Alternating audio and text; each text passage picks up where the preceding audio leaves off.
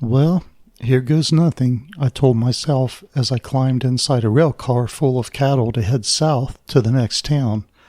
As I closed the rail car door, I felt something like a whip hit my back.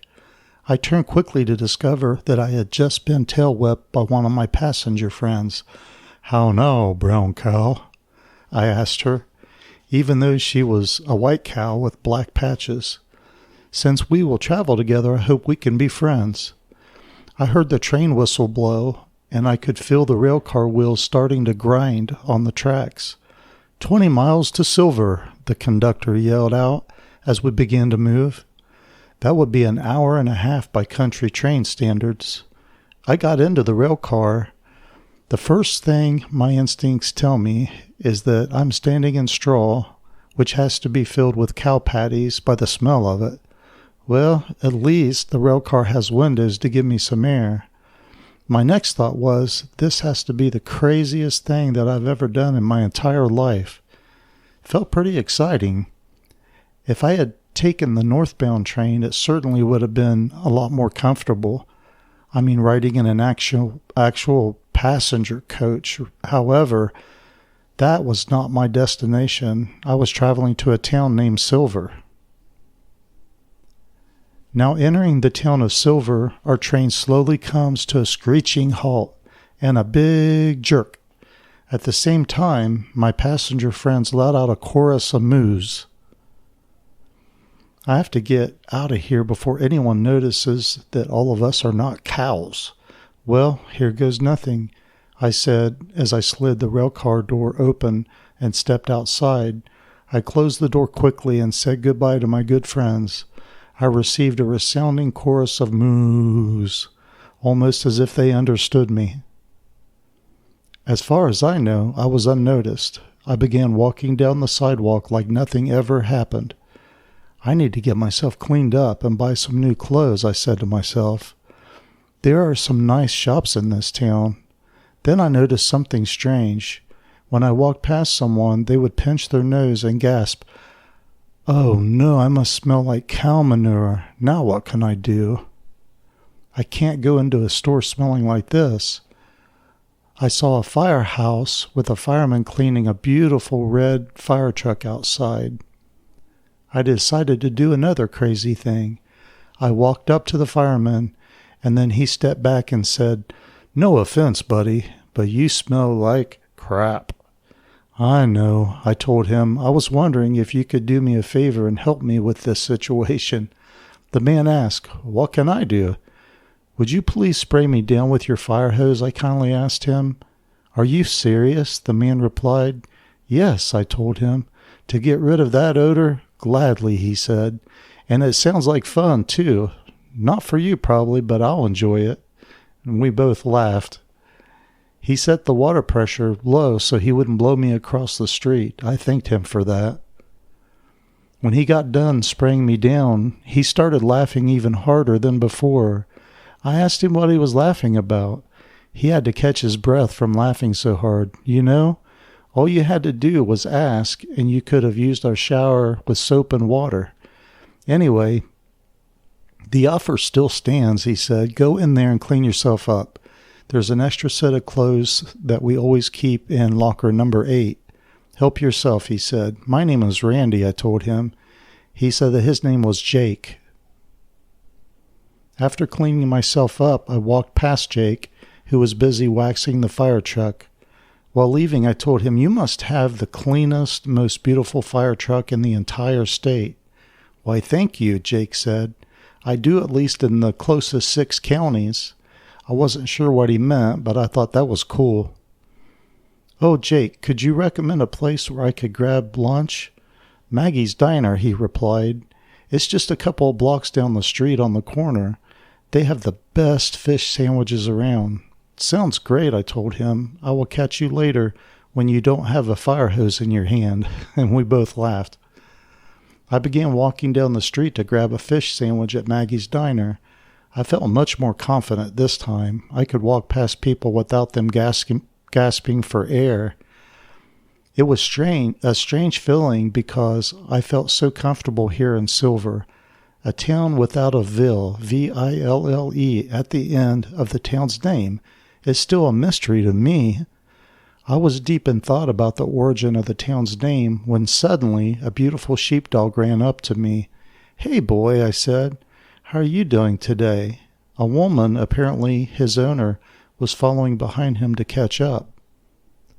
The woman approached me and apologized. "I don't have him on a leash, but he always stays by my side. He must like you a lot," she said. "Well, the feeling is mutual," I told her. "He is such a beautiful sheepdog," and she thanked me. "Where are you headed?" she asked. "I'm getting ready to grab lunch at Maggie's diner. I am starved." "My Aunt Maggie owns the diner," she said, "and I help her out part-time. Do you mind if I join you for lunch?" she asked. "Aunt Maggie makes the best fish sandwiches around." "So I hear," I told her. Where did you hear that from?" "Oh, someone in town," I told her. "That is a story for another time, though. Let's grab some lunch. My name is Randy." She laughed and introduced herself as Mandy. She told me that her family has a lot of M's at the beginning of their first names. We were having lunch together and engaging in light conversation when a man came into the diner, pulled out an old silver coin, and asked me, "How did you manage to grab lunch with my girl crush?" "I'll give you my old silver coin if you let me know." I said, "Excuse me?" Mandy said, "Don't mind him. His name is Henry. Henry has liked me since elementary school. I never give him the time of day. He knows that, and he likes to harass me about it." "Henry, this is our new friend Randy." Henry and I shook hands. Then he pulled his silver coin back into his pocket. "Well, I guess I'll have to just keep my silver coin. It was a pleasure to meet you, Henry," I told him. "Nice to meet you too," said Henry. Then he said, "Catch you two later. Randy, don't be a stranger around here," he said. "Stop it, Henry," Mandy told him. After Henry left, Mandy told me that he was harmless. I told her that I got that impression. "Since you are new in town, do you have a place to stay?" Mandy asked. "No, not really," I told her. "Tell you what," Mandy said, "my brother owns an apartment complex on the other side of town. Let me drive you over there, and we'll see if I can set you up. I know there is at least one apartment open that he's been working on getting ready to rent out." "Sounds good to me," I told her. We arrived at the apartment complex, which looked very nice. We went inside and climbed the stairs to the third floor, where we found her brother doing some finishing electrical work. "Hello, brother," she said. "Hi, sis. Who's your friend?" "This is Randy. Randy, my brother Matthew." "Yep. The first names of the men in our family also begin with the letter M," Mandy said as she laughed. "Nice to meet you, Randy," her brother said. "It is my pleasure," I told him. "Hey, bro," Mandy said, "do you have this apartment rented out yet?" she asked. "Nope," he said. It'll not be rented out until I finish some electrical work." Then he laughed after he had finished what he was doing and said, "All done." "Would you be interested in renting this apartment to this fine man?" Mandy asked. "He just arrived in town and needs a place to stay. He isn't sure how long he will be here. I will need a deposit for the room. It's business, you know. No offense." "None taken," I told him. "The apartment is very nice, and I'll take it." After paying for the deposit, Matthew tossed me a set of keys. "Thanks, Matthew," I said. "I greatly appreciate it." "Thanks, loving brother," Mandy told him. "See you later, sis. All yours, Randy." "Now I'm off to work at the Silver Herald," Mandy said. "I write a small column there called Mandy's Mutterings. I cover some of the local events that happen here in town and try to get the facts on any town gossip. I'm glad I didn't have to work the diner today, and we had a chance to meet," she told me. "Me too," I said, "and it's been an enjoyable day." "Would you like to meet me at the diner again around noon tomorrow for lunch?" Mandy asked. "I get an hour's break. I would like to show you a few places in town and show you where I work. I can send someone to pick you up." Since it's only about 5 blocks away, I'd rather walk, I told her. I almost said, sounds like a date, but I caught myself just in time. See you tomorrow around noon, Mandy, I told her, and as she was leaving. See you then, she said. Get a good night's rest, Randy. You too, I told her. Now I need to get myself some shut-eye and enjoy this nice apartment. What a contrast from riding in a rail car full of cattle to being in my nice apartment. It just seems too good to be true. The next morning, I woke up and showered. Then I thought, this sure beats getting sprayed by Jake's fire hose. He told me that he turned the fire hose to low, but it still stung quite a bit. At least it made his day, mine too, for that matter. I stepped outside and it hit me how fresh the air was here in Silver, and what a wonderful experience I had yesterday. And I began to get myself worried. I met Mandy almost at the same spot as yesterday, and there was her dog Silver to greet me. Hey guys. Hi Randy, Mandy said.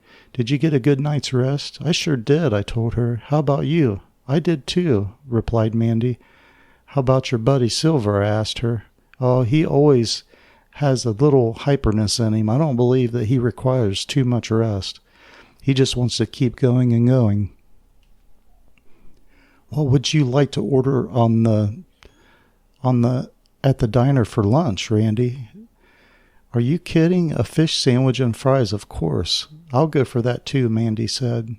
No sooner did we get our food, and guess who came in? Yep. Henry walks in and does the same spill as before. Is this Groundhog's Day? I asked. Just kidding. Henry said, I won't bother you two lovebirds. Mandy said, you already did. And all of us laughed.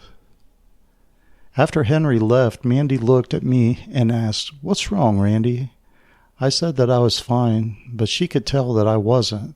Yesterday was such a wonderful day, I told her. I've been telling myself that all of this seems too good to be true. Everyone here in Silver has been so kind to me. She smiled and looked at me and said, That's what we do here in Silver. Don't think so much and just enjoy the moments in life. I've learned that we don't have to know all the answers to all the questions. If we did, we wouldn't be able to enjoy moments just like this. You're right, I told her. I do apologize. No need, Mandy told me. Now let's enjoy this wonderful lunch, and then I'll show you around town a little. After we had walked through a few shops, we came to the Silver Herald. Mandy took me inside and introduced me to her editor. Hi, Mandy, he said. What's the scoop? He asked her. And who is this good-looking fellow with you? You always ask me what's the scoop. And what do I always tell you, Gramps? He answered, I will let you know when I find out. Right, he mumbled. This is my friend Randy, she told him. Randy, this is my editor. We just call him Gramps. Sometimes we call him Grumpy. Quit that, Gramps said. I've never been grumpy in my entire life. Hello, Randy, Gramps said. Welcome to Silver. Thanks, I replied. I am showing Randy my office space. That is perfectly fine, said Gramps. Then he went back to working at the printing press. I have to get the paper ready to print, Gramps barked out. See, I told you that he can be grumpy. Mandy said as she laughed, but Gramps stayed focused on the task at hand. Mandy became a little excited and asked, Hey, Randy, would you be interested in a job at the Herald? I'm not sure my heart can take any more wonderful things happening, but yes, I replied, I definitely would. What did you have in mind, Mandy? And is this some kind of a setup? We both laughed. I haven't had this much fun and laughter for a long time, I told Mandy. She replied, Me neither. We desperately need a photographer here at the Herald, said Mandy. Do you have any experience in photography? Yes, I told her. Someone took a picture of me once, and I broke the camera. You're so funny, Randy, she said. I've taken a few photographs along the way with a decent camera I purchased for my trip, I told her. They turned out pretty decent. You're hired, Mandy told me. Mandy yelled out, Hey, Gramps, we have a photographer. Yippee, he shouted. Mandy told me I would take pictures of local events like graduation, school plays, when Gramps falls off a ladder. Gramps grumbled back, I heard that. And of course the upcoming Fireman's Festival, which includes our fire truck judging contest. There are 6 counties represented. Our hometown Silver Firehouse has won first place for the past 3 years. Jake, the fire chief, takes it very seriously. So that is what Jake was talking about, I thought to myself. Thanks so much, you guys, I told them. I don't know what to say. Say that you'll take some photographs, barked out Gramps. I'll do my best, sir, I told him as Mandy and I quietly laughed to ourselves. Now I have to head back to the diner, said Mandy. Enjoy your day, Randy. Take some time today to get to know Jake at the firehouse. Let him know that you are our new photographer for the paper. Wait, Mandy, what are you doing when you get off work tonight? I don't have any plans, she said. I'd like to invite you over to my new apartment for dinner. That sounds great, she said. I'll see you around 6, Mandy said. Since I had enough time today, I decided to explore the town. I came across a sign that said Silver Memorial Library. I'm sure they'll have some great resources on the history of silver. I entered the library and walked up to a stern-looking librarian working behind the circulation desk. She didn't even look up at me at first. When she finally looked up, she put her left hand under her chin and asked, "May I help you?" in a stern voice. I told her I was new in town and would like to learn more about the history of silver. She said, "Of course you're new here. You don't think I was just born yesterday, do you?" I choked up a little and stuttered a little. "No, ma'am." Just after saying that, her face showed a nice smile. I realized she was just used the sternness as a front. Of course, it is fitting for a librarian to have some edge to them. "My name is Randy," I told her. She said, "Randy, my name is Gladys. Welcome to Silver. I'll show you the best resource that we have available." Gladys walked me back to a small desk. There was a laptop computer sitting on the top of the desk. She said, "Here you go, Randy. All of the history about silver is on this laptop. Make yourself at home," she told me. "Also, there's a pen and notepad if you need them." I thanked her and sat down, excited to see what I could learn. In my research, I discovered that silver began as a mining town. However, it was mining for coal, not silver. There wasn't even a town at that time. It was simply a location where workers would stay and pitch their tents. A railway was coming through. That explains the north and southbound trains that run in and out of town. The population grew as they began laying tracks and digging for coal.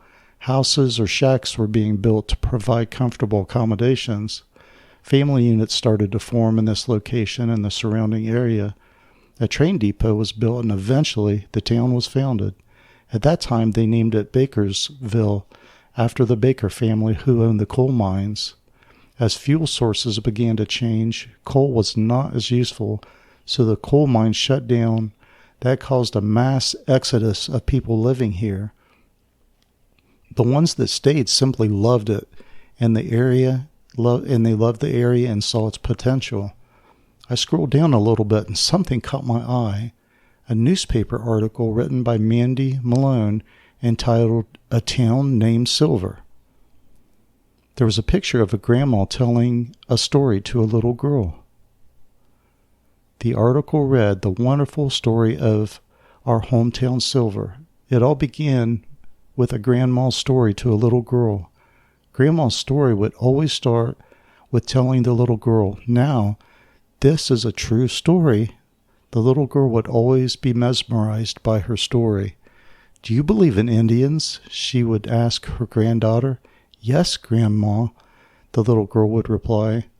"Something happened here right after the Civil War," Grandma would tell her. "What is the Civil War?" the little girl would ask. "I'll tell you that story another time," Grandma would say. "This story is about Indians and silver. Would you like to hear that story?" "Yes," the little girl would reply. "Well, just after the Civil War, a small army of Union soldiers traveled through our town," said Grandma. As they began to make as she began to make the story more intense. They were guarding a very special wagon filled with silver coins.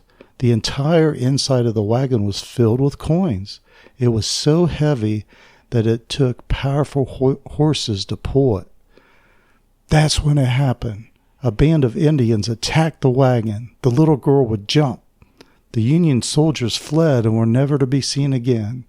The Indians kept the horses in the wagon with the silver coins inside.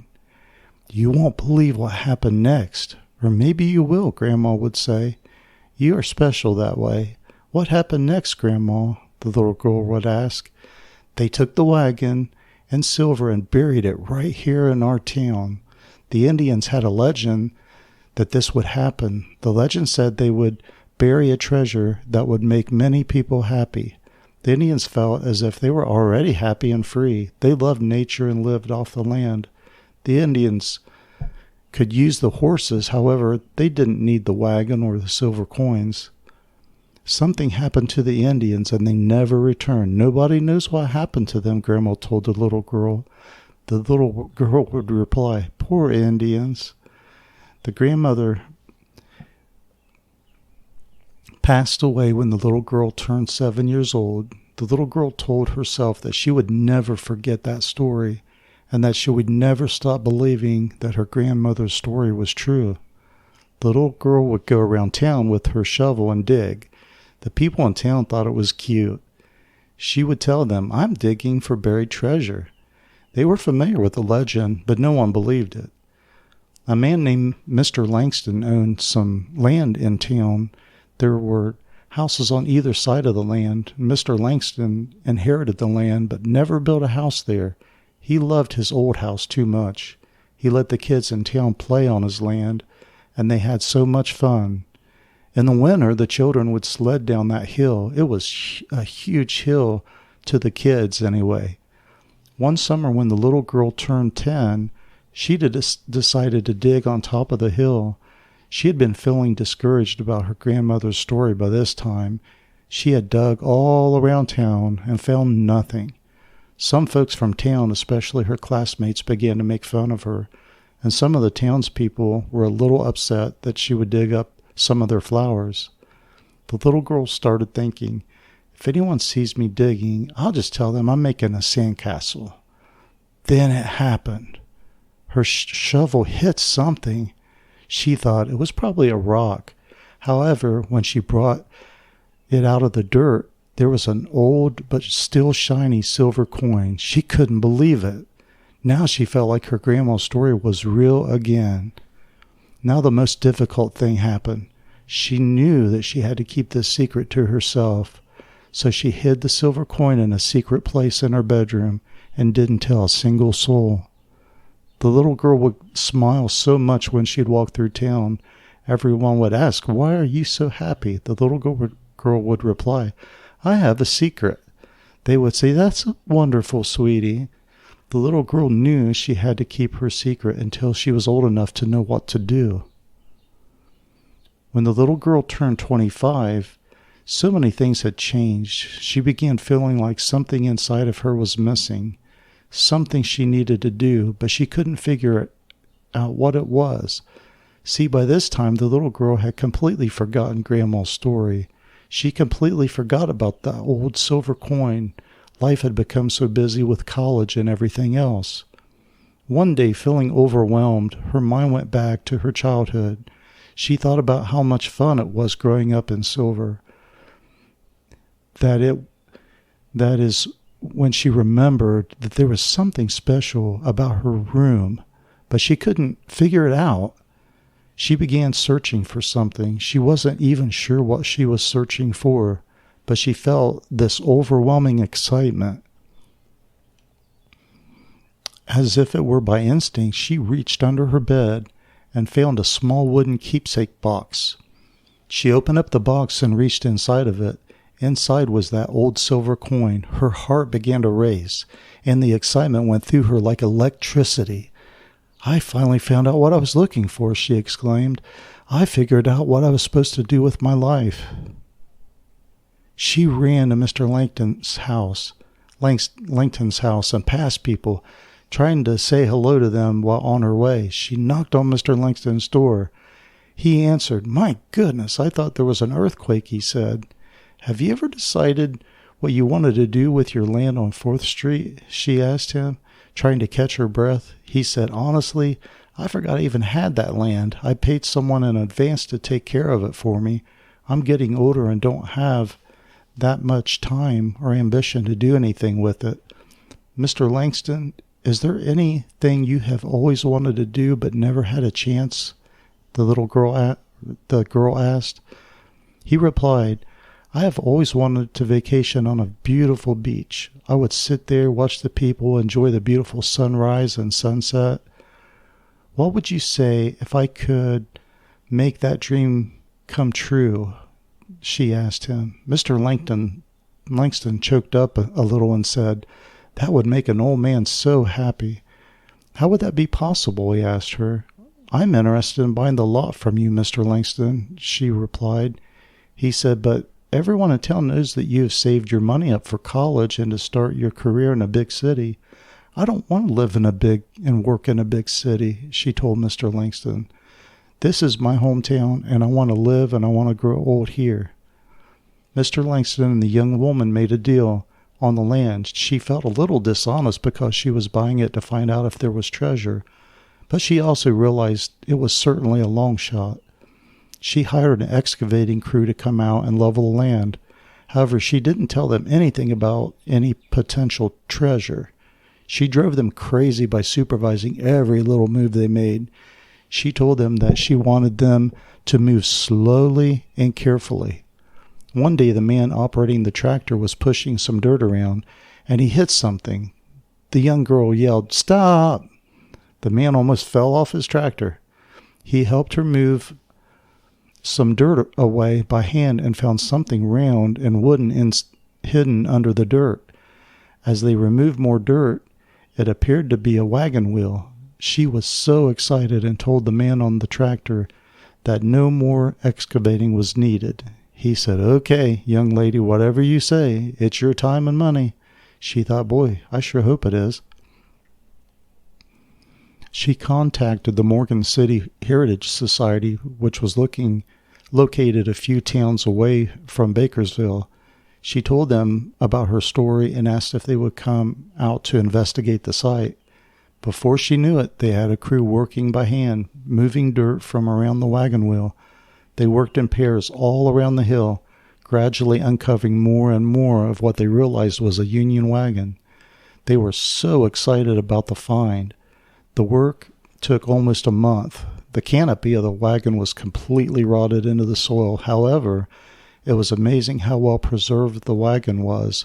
The wagon was what the society was interested in, and she told them that she would donate the wagon to the Morgan Heritage Society. They were thrilled. The society said that it could be restored. What a find. The dirt had not been removed from the inside of the wagon yet. They worked diligently around the perimeter of the site. As they began removing the dirt from the inside of the wagon, they came across something solid, besides wood. They worked carefully and then realized that the complete inside of the wagon was full of silver, somehow wonderfully preserved. The workers who originally came across the discovery yelled, "Hey, lady, you have to come over and take a look at this. You won't believe it. You may want to keep what we just found for yourself." She quickly ran over, and they showed her the silver coins they had brushed away from the top of the dirt inside the wagon. She told them, "You know what? I do believe." They were confused but excited for her. After everything was excavated and the wagon donated to the society, she had the massive amount of silver coins cleaned and appraised. The value was over $500,000, not even counting the historical value.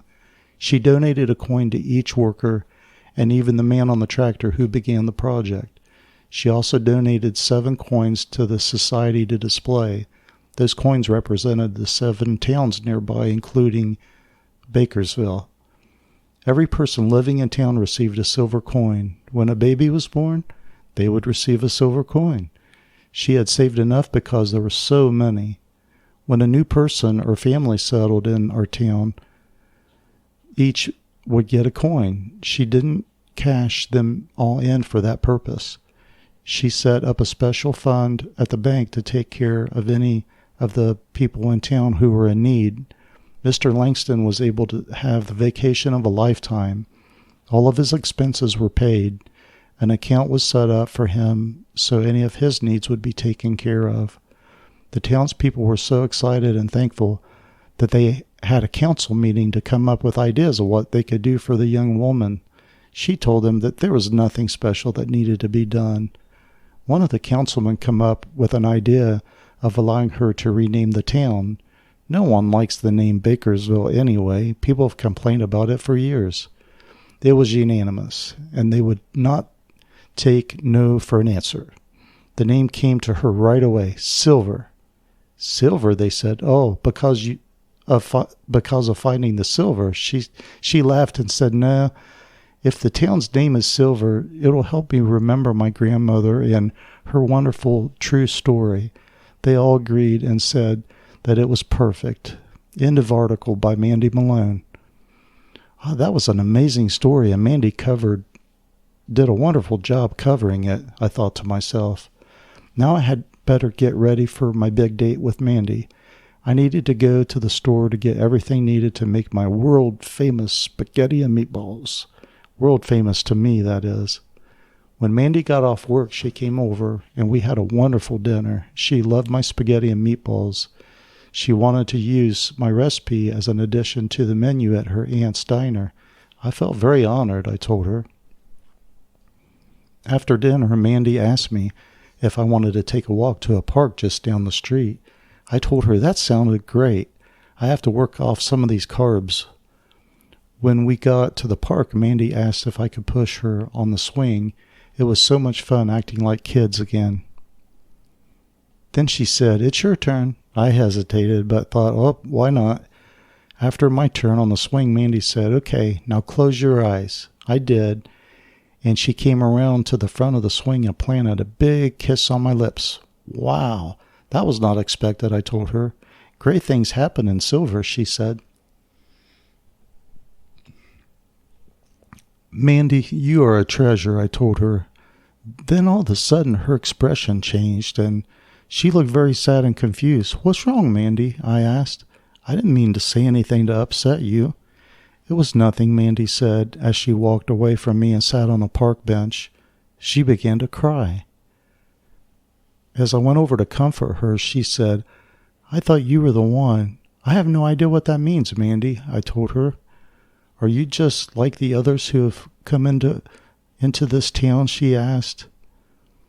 "Please explain to me what you mean, Mandy. Others have come here attempting to steal from our town," she said.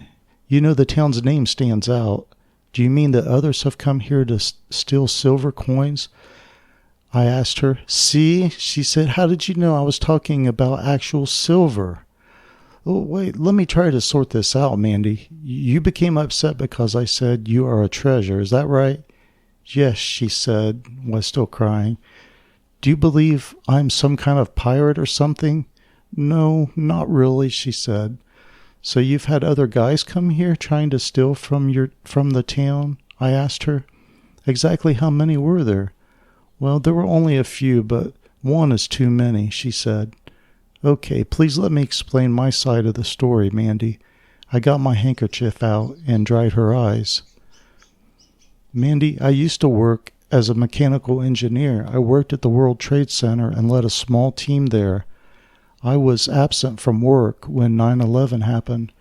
I was very ill and had to miss work that day. My team was there finishing a project that we had been working on. I lost my whole team that day, and it was pretty devastating."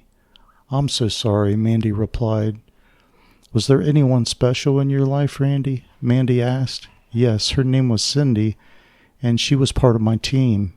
We were very close friends, and it was looking like it could turn into a serious relationship. I lost her that day, too." "When I left you at work earlier today, Mandy, I went to the library and did some research about the town.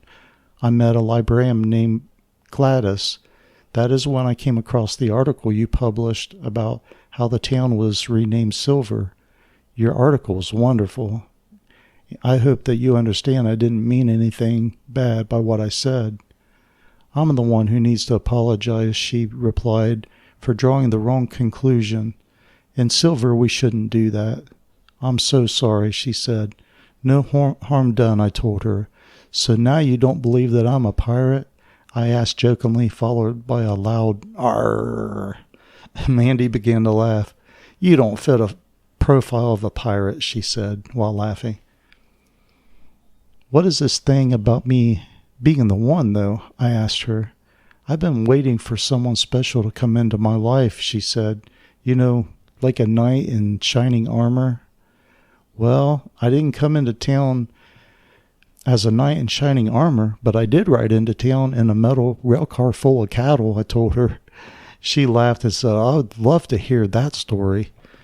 Here's how my story goes. Mandy, I freelanced until I decided to leave the city. I knew that I wanted to go west. Mandy lightly punched me in the arm. "Well, that's the only direction you could go," she laughed. When I came across Silver on the map, something intrigued me. A town named Silver had to be seen. I didn't feel like I was desperate to leave the city. It felt more like I was destined for something else. You know the feeling, Mandy. So I took a bus. I got to the depot outside of Silver, and you found out that was the only way into town, Mandy said. "Yep. I found out the hard way, and the stinky way," I told her.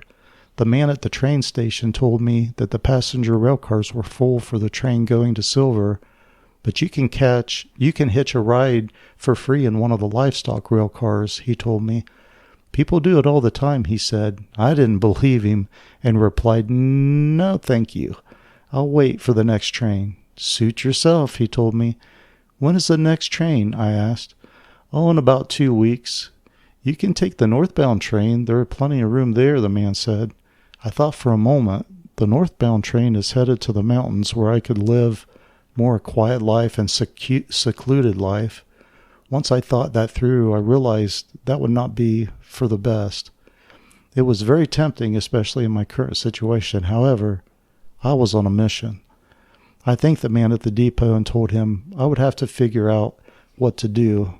"That's a long walk to Silver," he said, as he laughed and pointed at me.